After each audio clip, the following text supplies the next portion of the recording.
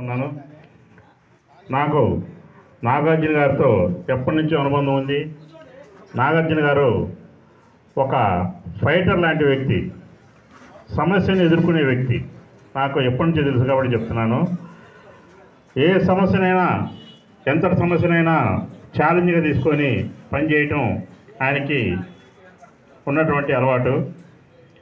ఇప్పుడు మనం ఈ కార్యక్రమంలో ముఖ్యంగా చెప్పాలంటే చంద్రబాబు నాయుడు ఇచ్చినటువంటి మేనిఫెస్టోని మనం రీకాల్ చేస్తూ ఉన్నాం.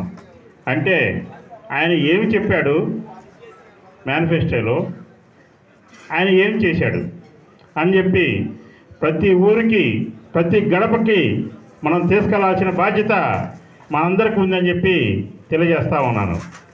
రాబోయే కాలంలో తొందరలోనే ఈ 3-4 రోజుల్లోనే ప్రతి మండలంలో కూడా మనం మీటింగ్లు పెట్టి, ప్రతి గ్రామంలో కూడా మీటింగ్లు పెట్టి ఈ మేనిఫెస్టో గురించి, చంద్రబాబు నాయుడు ఇచ్చినటువంటి మేనిఫెస్టో గురించి మనం ఖచ్చితంగా అందరికీ చెప్పాల్సిన బాధ్యత ఉంది.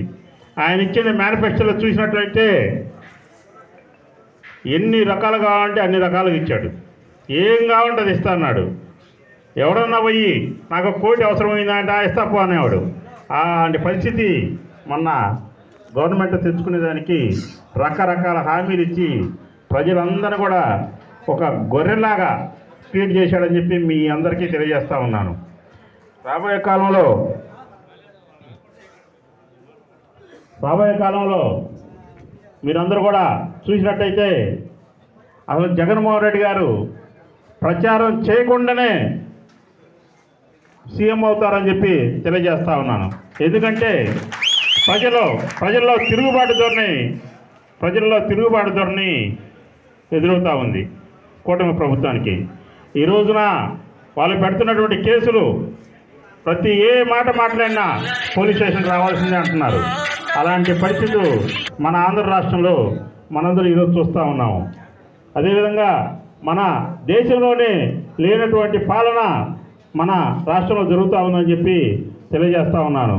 కాబట్టి దీన్ని మనందరం చాలా సమయస్ఫూర్తితో సమర్థవంతంగా ఎదుర్కోవాలని చెప్పి తెలియజేస్తూ ఉన్నాను.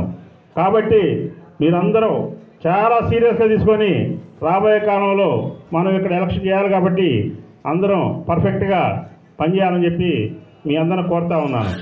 మన అందరం కొంతమంది డబుల్ గేమ్లు ఆడుకుంటాం.